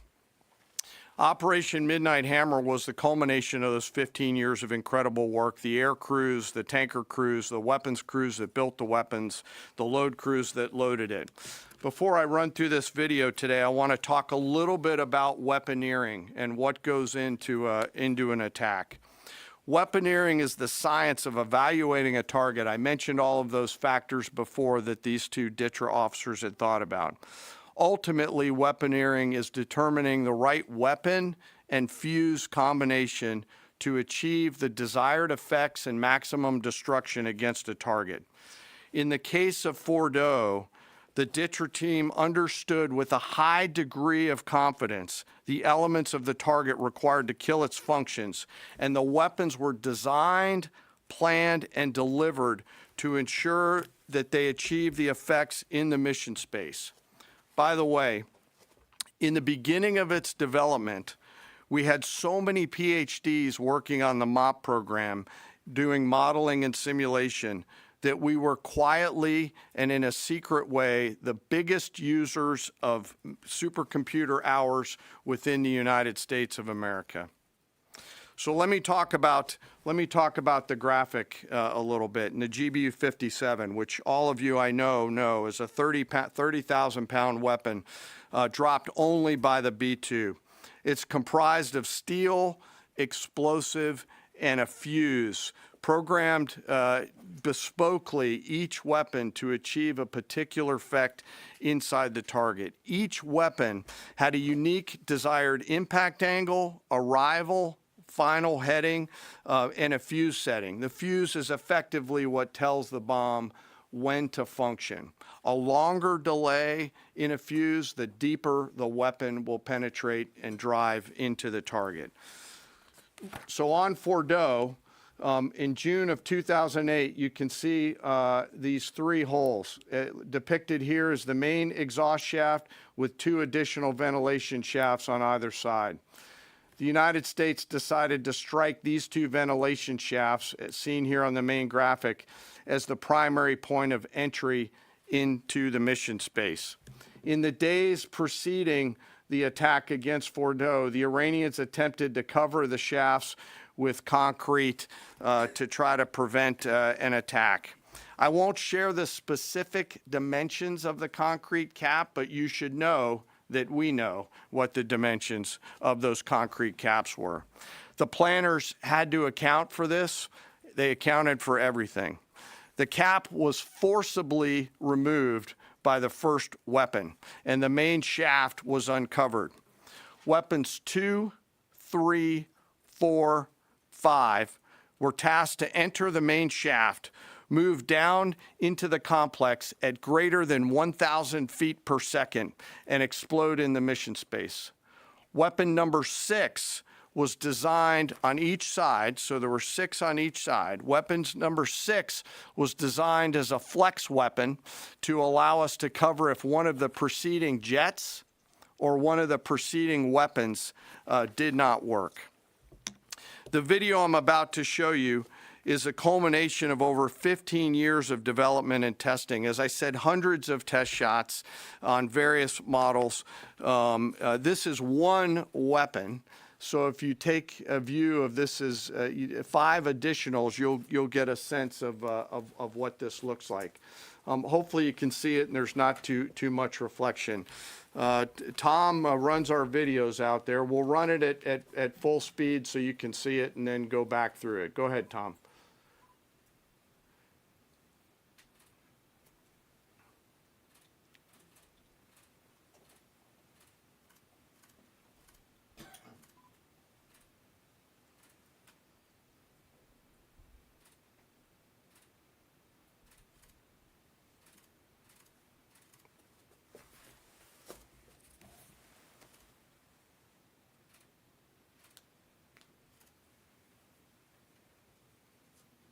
Keep it going for a minute. You'll see inside the mission space.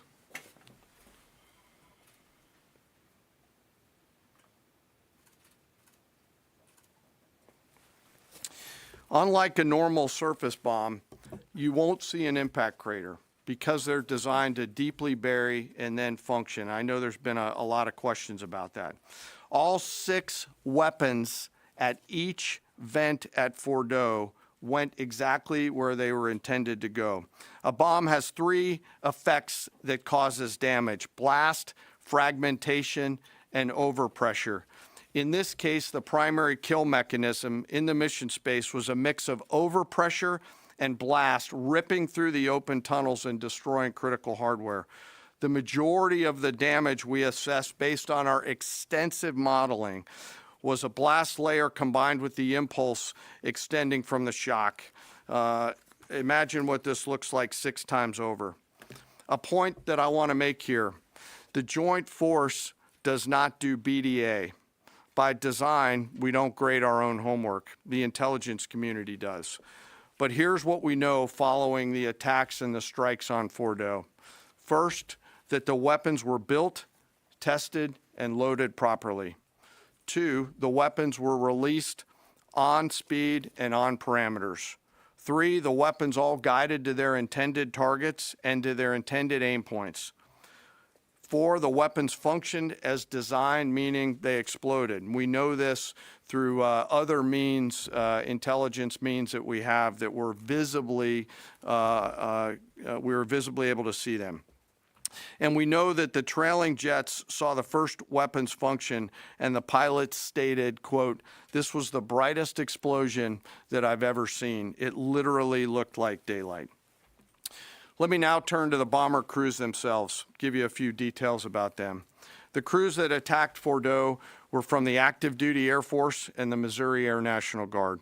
The crews ranked from captain to colonel, and most were graduates of the Air Force Weapons School headquartered at Nellis Air Force Base in Nevada.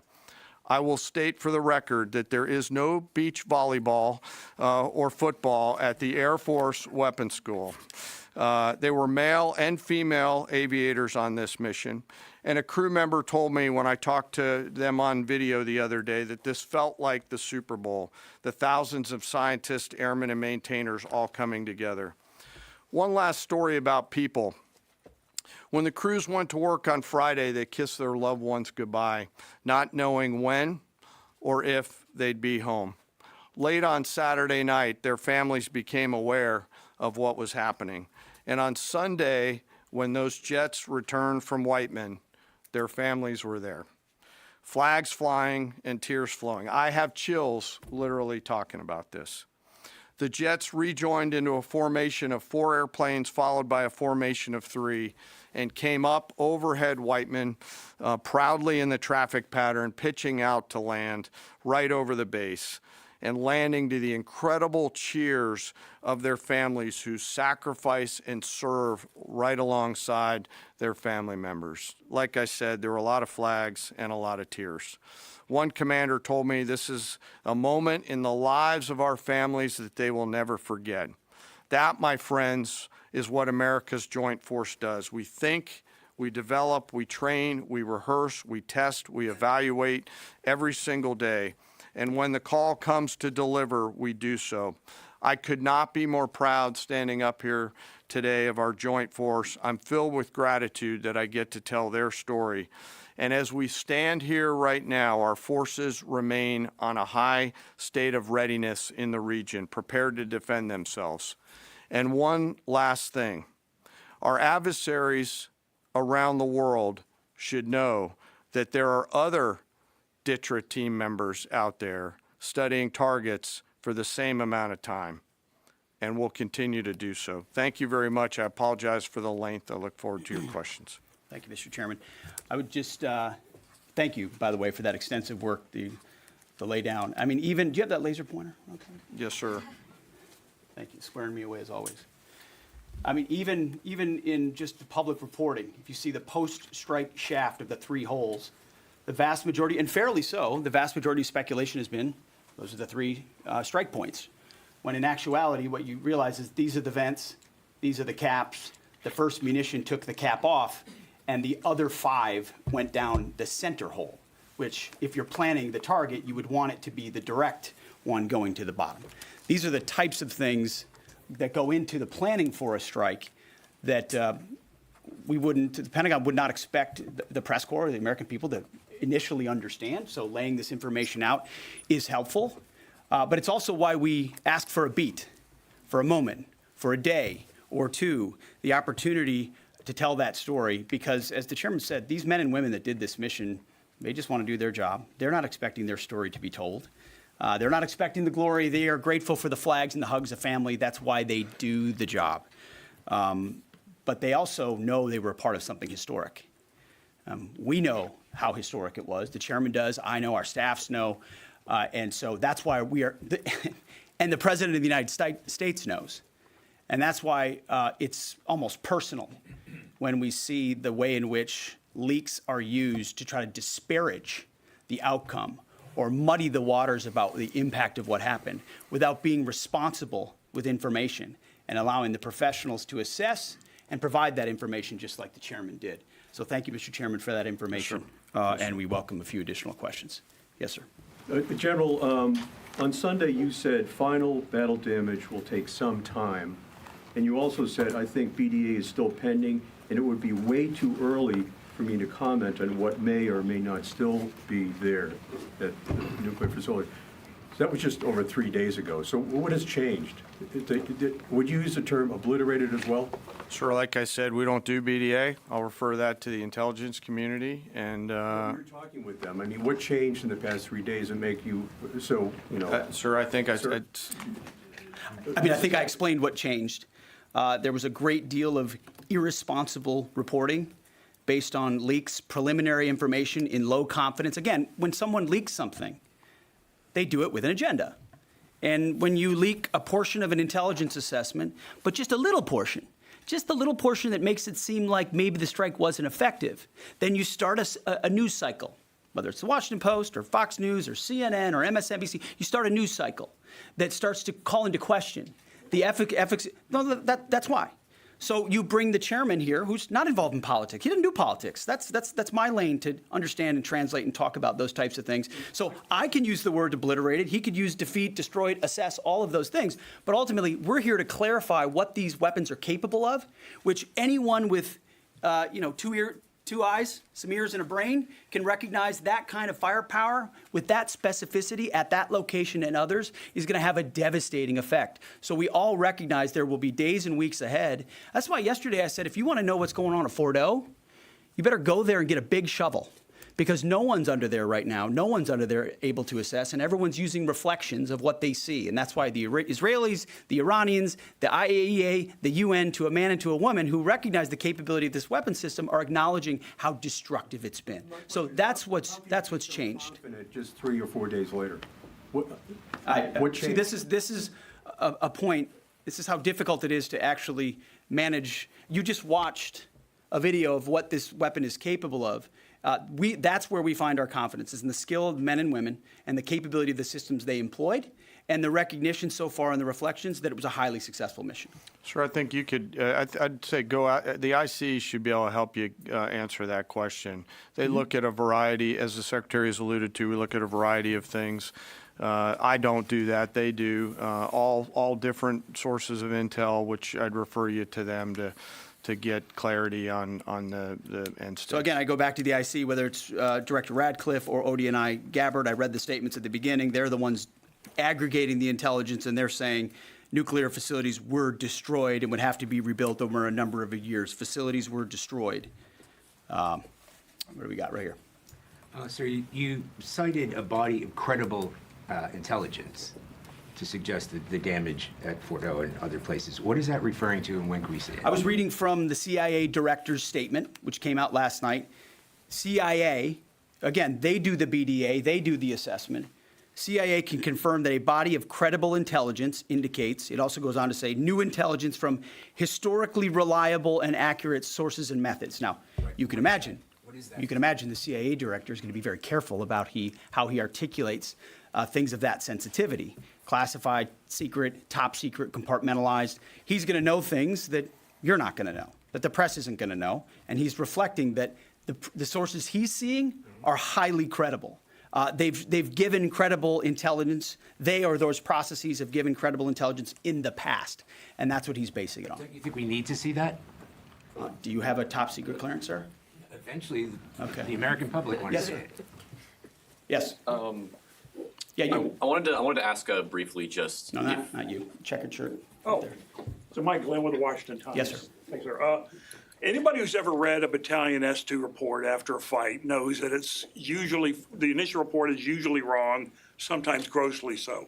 Has what happened in this incident caused you all to sort of rethink the intelligence process or the dissemination, or do you think it's just a matter, if the process itself doesn't require any more adjustment?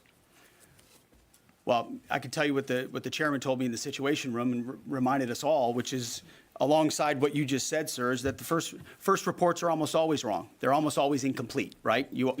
Anything, whether it's a squad level operation or a strategic level operation, the initial reflections you get are coming at you at a high rate of speed from a lot of different sources. So your job is to step back and assess them. And that's why we're urging caution about premising entire stories on biased leaks to biased publications trying to make something look bad. How about we take a beat, recognize first the success of our warriors, hold them up, tell their stories, celebrate that, wave an American flag, be proud of what we accomplished.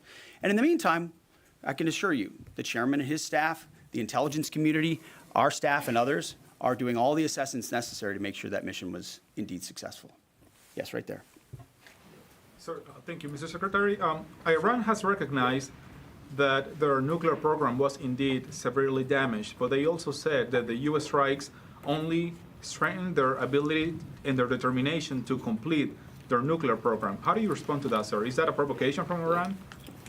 Well, I would say Iran's going to have to say a lot of things right now in order to bolster their image, especially internally. You know, in the media, there's a lot of things they'll say for domestic consumption. But we're watching very closely what they do. Again, that's the intel community. Our job as the chairman, I mean, the chairman laid it out so beautifully. Our job is to be prepared. And how proud are you? How proud am I? I didn't know the full story of those men and women 15 years ago who've been pointing at that target. That makes me proud to be an American. That's an awesome story. I hope we can tell more aspects of that in an unclassified way in the future. That's a great thing to know. Our job is to be prepared when the commander-in-chief calls based on those assessments. So, of course, our IC, the Intelligence Committee, will keep watching what Iran does and pay attention to that. But the president has created the contours, the opportunity for a deal, for peace, in something that the world said was intractable, that wasn't possible. And we got that peace, that ceasefire, that option, because of strength, because of his willingness to use American military might that no one else on the planet can do with the kind of planners and operators that the chairman just laid out. Yes, sir. Right there. Yep. Me, sir? Just a quick question. There's public imagery available saying that highly enriched uranium was moved out of Fordo before the strikes. Is that accurate? Have you seen that? And Mr. Chairman, a question for you. Have you been pressured to change your assessment or give a more rosy intelligence assessment to us by any political factors, whether it's the president or the secretary? And if you were, would you do that? Yeah, well, that one's easy. No. No, I have not, and no, I would not. My job as the chairman is to offer a range of options to the president and the National Command Authority to deliver the risks associated with each of those, and then take the orders of the National Command Authority and go execute them. I've never been pressured by the president or the secretary to do anything other than tell them exactly what I'm thinking, and that's exactly what I've done.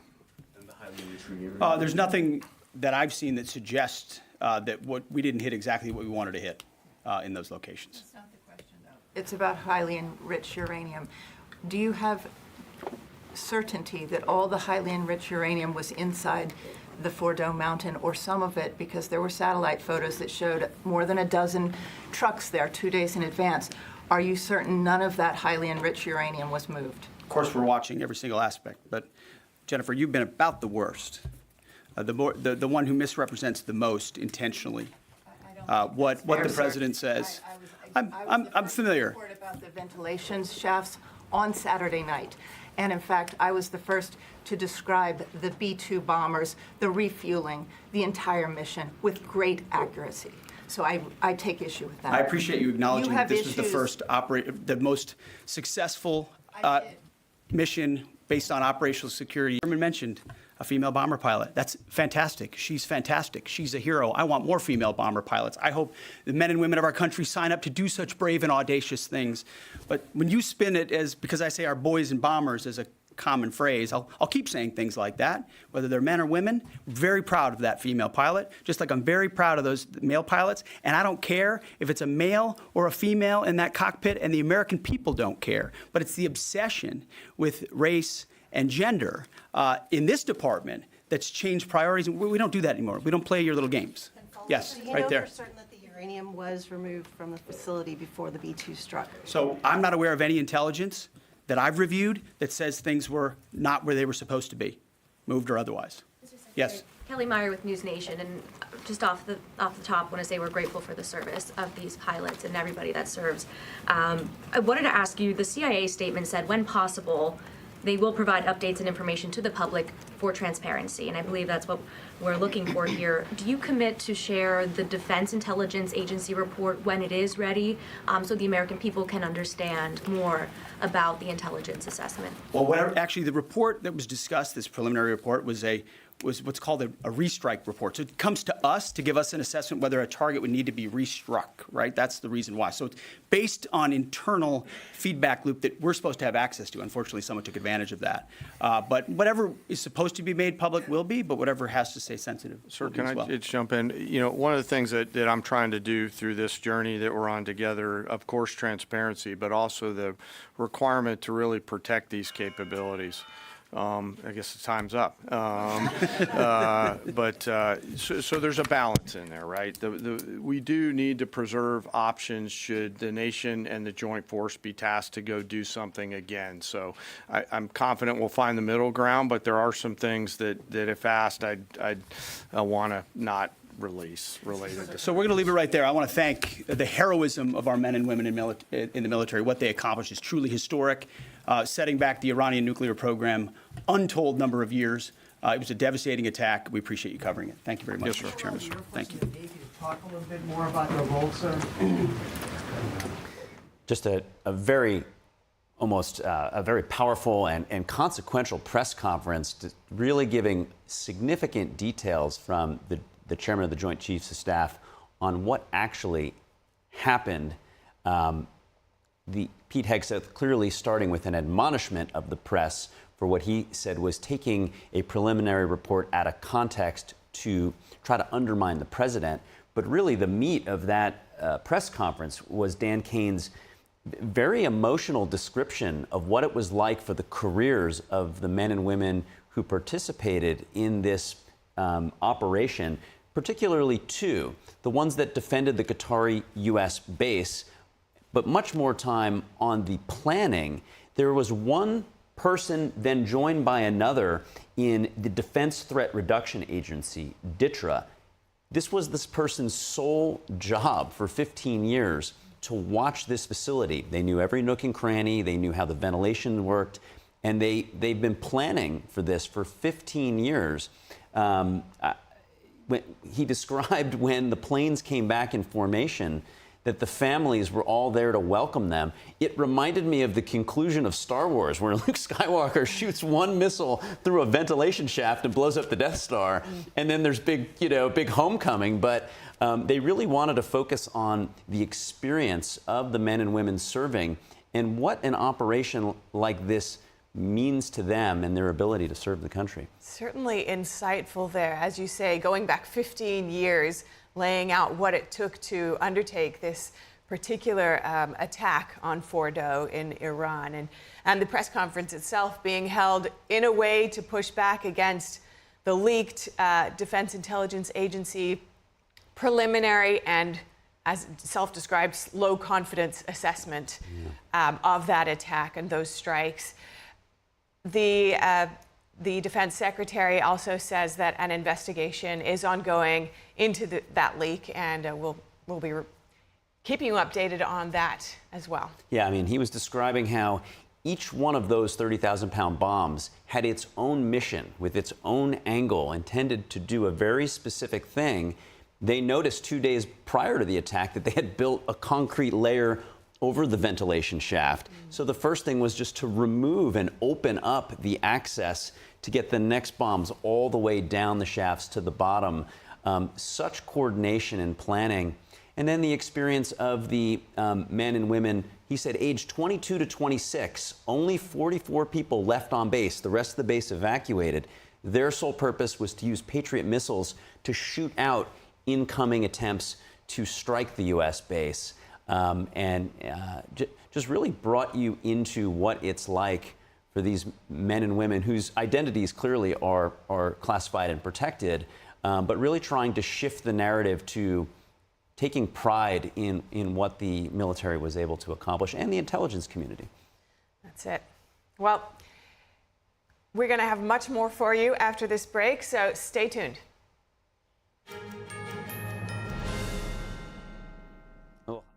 As we naturally age, many people are getting zero amount of this incredible and unique substance. That's when we start seeing an impact in our joints, skin, nails, and even our digestion. People ask me, Dr. X, what is the #1 supplement I should be taking? My answer is multi-collagen protein. People's reactions to me, people were like, what are you doing? What is going on? You look amazing. You have a glow about you. What makes Ancient Nutrition Multi-Collagen stand out from other brands? 10 types of collagen. It's grass-fed, pasture-raised with vitamin C and probiotics. It's proven to reduce joint discomfort rapidly, continuously, and persistently. It improves the appearance of crow's feet after 4 weeks and improves skin tone after 8 weeks. And it promotes hair thickness, growth, and a reduction in hair breakage. It has transformed everything from my hair. Like, my hair was starting to kind of just, come out, and I don't have that anymore. My skin feels amazing. Call the number on your screen and find out how to get a free bottle when you order, plus free shipping and our 30-day money-back guarantee. And as a bonus, we will include Dr. Josh Axe and Jordan Rubin's revolutionary book, Multi-Collagen Makeover, free with your order, plus free shipping and free returns. I have implicit trust in Dr. Axe because the plan worked. I'm living proof of it. This is the collagen protein that is backed by clinical studies. It's what my family uses, it's what I use, and I know you're going to benefit in a big way as well. Love the results or get your money back. This special TV offer is not available in stores. Call the number on your screen or go online now.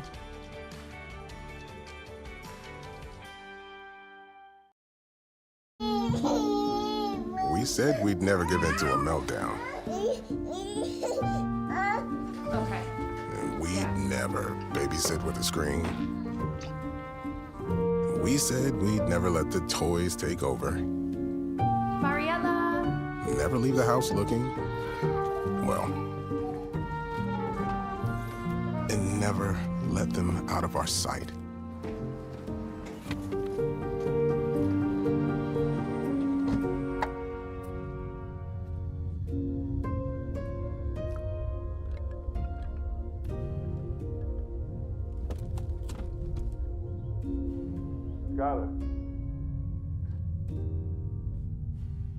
Skylar, come here. Cars get hot fast, and kids can be at risk. Before you leave the car, always stop, look, lock. Parts of the country. Yeah, several reports of tornadoes are coming in. Cell phone video out of Minnesota shows a small tornado crossing a rural road near Heartland yesterday. Debris swirling into the air as the driver edges closer. In Florida, powerful storms spun up a possible tornado in Largo, tearing through mobile homes and scattering debris. The National Weather Service has not yet confirmed the tornado, and no injuries have been reported. Meanwhile, in D.C. today, record humidity could bring the hottest feeling day of the heat wave. Temperatures are in the 90s, but because of the heat dome, feels like 105. Scattered storms may offer some relief before a cool down will come tomorrow, briefly breaking the heat, but then it's going to bounce back again this weekend. And on Capitol Hill, lawmakers are gearing up for a long weekend of negotiations. Republicans are trying to finalize details in their big budget bill. The touchy issues remain. NTD's Melina Weisskopf joins us now for more. Melina, good morning. Where are the holdups here? Hi, good morning, Steph. So the main holdups are over SALT and Medicaid. So SALT refers to state and local tax deductions. The current SALT cap, it limits how much people can deduct from their federal taxes for those state and local taxes that they already paid. Some lawmakers want to raise the cap from $10,000 where it sits now to $40,000. So they're essentially right now trying to find a number that members from high tax states like New York and California can accept. But remember, the Trump administration didn't even want SALT in this reconciliation bill. So there are several opposed because they say it's essentially a giveaway to governors who they say aren't running their states well, aka from New York and California. Then you also have senators who are concerned over the deficit. Listen to Senator Rand Paul sharing his concerns on the issue. Fiscally conservative no matter who is president, and I just can't support something that makes the deficit worse. Now, Senator Ron Johnson shares his concerns. These two have long been holdouts over the deficit issue, but it looks like they're not budging at this point. So Senator Johnson actually met with White House officials and says that they're helping him move closer to a yes right now, but he's just not there yet. Then you also have several Republicans who are concerned about what Medicaid cuts mean for rural hospitals. So that's a concern also shared among Democrats. Listen to these two unlikely allies sharing this concern. Hospitals that are already struggling would be forced to shut down. We can't close rural hospitals. That's my message. Now, one idea on the table is to set up a relief fund for rural hospitals to help offset any losses that they have due to the Medicaid cuts. But Senator Josh Hawley said it's a step in the right direction. Others, like Susan Collins from Maine, says it's not enough. Then adding to the issue, you have some in the House that are now saying they won't support the Senate bill in its current form because they feel the Medicaid slashes are too steep. Then you also have a dispute about how to handle repealing Biden's green energy tax credits. Both the House and the Senate versions do want to phase out those tax credits, but it's just a matter of how aggressively to do it. A lot of moving parts here. What are leaders saying about finishing this all by next week? So they're trying to express optimism, at least the Republicans on both sides are. Senators say they're going to work over the weekend to get this done. House Speaker Mike Johnson said that senators are aiming to get the deal done by this Saturday so that they can prep for a vote early next week and then send it back over to the House. Listen to Speaker Johnson yesterday. We believe we're going to be able to get this done and get it done by the deadline of July 4th. Now, if this goes smoothly and the House doesn't have any hiccups, it is possible for them to finish this by next week. But however, Steph, if the House gets the version, the Senate's version, and then there's several members who are unsatisfied and refuse to vote for it, unless their preferences are met, then we could be looking at a situation where there's a delay and they don't meet this deadline, or they could try to have several late-night negotiations in order to race to the finish line to get it done, Steph. All right. Thanks so much for your report today, Melina Weisskopf. President Trump is holding an event at the White House later today as he urges GOP senators to pass the bill this week.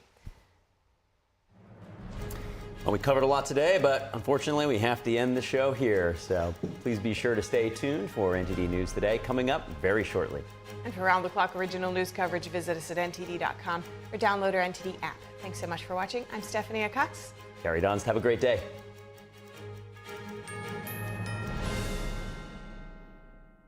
Discover the ancient secret to vitality and longevity with Puretane Black Ginseng. Crafted from premium 6-year-old Korean ginseng, each root is carefully nurtured for over 2,260 days, undergoing a traditional 9-round handcrafted process of steaming and drying to unlock full potency and absorption.